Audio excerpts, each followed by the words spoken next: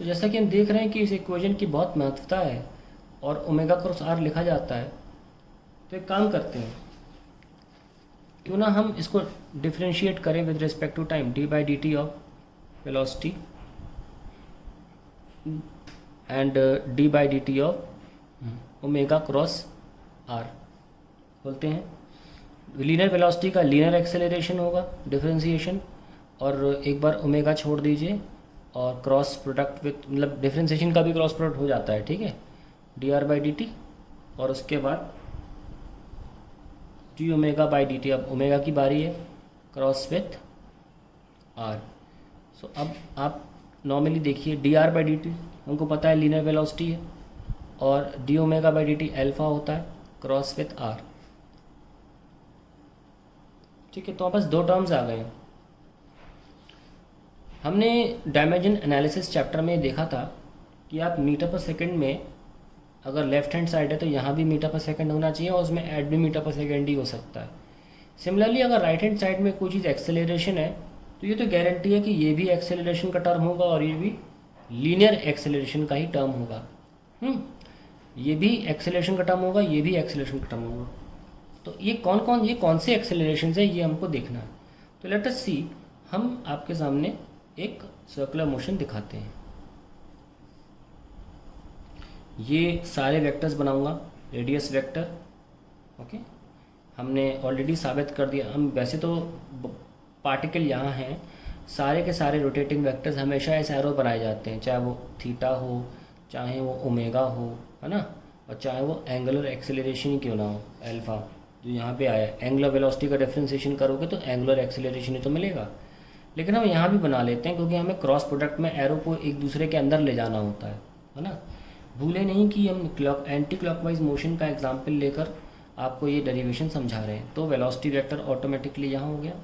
थोड़ी देर पहले हम साबित कर चुके हैं कि ओमेगा को एंटी क्लॉकवाइज मोशन में ऊपर होना पड़ेगा, ठीक है। अब दूसरी बात, डिफरेंशिएशन एक मैथमेटिकल टर्म है, ऑपरेशन है, और मात्र डिफरेंशिएशन करने से किसी चीज़ की डायरेक्शन नहीं बदल जाती। तो ऊपर की दिशा में ही अल्फा भी होगा, और इसीलिए मैंने तीनों ही यहाँ पे ऊपर दिखाए थे, क्योंकि सिर्फ डिफरेंशिएशन करने से एंगुलर एक्सेलरेशन किसी और डायरेक्शन में चला जाएगा। तो चार वेक्टर्स यहाँ सामने आ गए, आर वी ओमेगा अल्फा। पहले हम omega versus omega cross V को देख लेते हैं।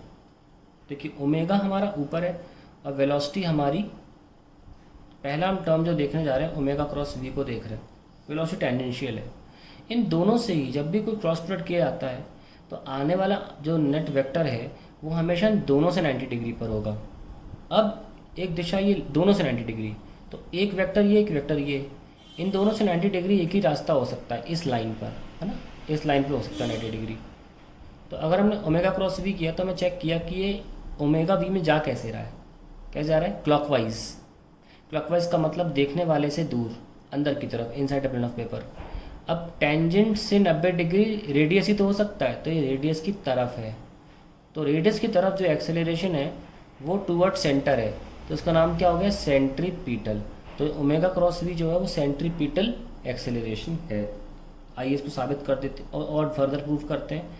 Omega acceleration is omega cross V, solve करें, ओमेगा वी साइन 90, क्योंकि अभी हमने ओमेगा और वी में एंगल 90 डिग्री देखा हुआ है, तो ये ओमेगा वी हो गया।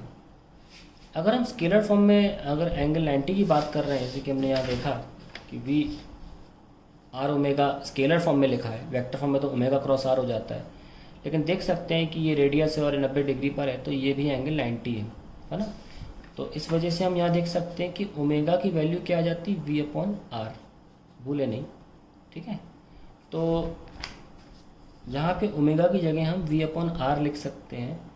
सो V square by R is my centripetal acceleration. Very very important term, और ये प्रूफ करने को पूछा जाता है, ठीक है।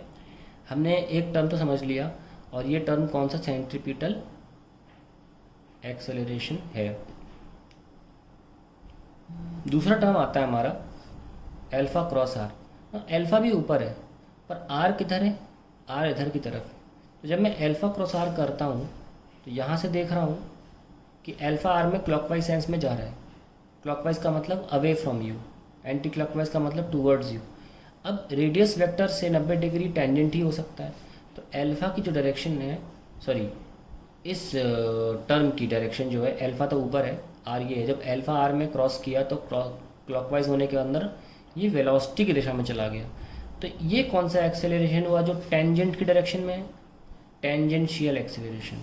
सो ये जो अल्फ़ा क्रॉस आर है ये टेंजेंशियल एक्सेलरेशन है, यानी कि अल्फ़ा आर साइन 90 और फाइनली टेंजेंशियल एक्सेलरेशन हो गया। हम अब उल्टा पुल्टा कैसे भी लिख सकते हैं, क्रॉस प्रोडक्ट में तो इतनी अलाउड नहीं है, उसमें तो ऑर्डर पता होना चाहिए। तो टेंजेंशियल एक्सेलरेशन हो गया आर अल्फ़ा, जहाँ पर ये बिल्कुल ना भूलें कि अल्फ़ा जो होता है वो डिफरेंशिएशन ऑफ एंगुलर वेलोसिटी होता है। तो अल्टीमेटली हमारे पास दोनों चीज़ें आ चुकी हैं। अब हम तीनों चीज़ों को अच्छी तरीके से सर्कुलर पार्ट में लिख लेते हैं कि हमारी बॉडी जब ऐसे मूव कर रही थी तो किसी भी वक्त ये वाला एक्सेलरेशन टेंजेंशियल एक्सेलरेशन था और ये वाला एक्सेलरेशन सेंट्रीपिटल था। ठीक है, तो अगर हमको वेक्टोरियल लिख के दिखाना तो कैसे लिखेंगे? ऐसे। तो किसी भी non uniform circular motion, non uniform circular motion में नेट एक्सेलरेशन दोनों का वेक्टर सम होता है।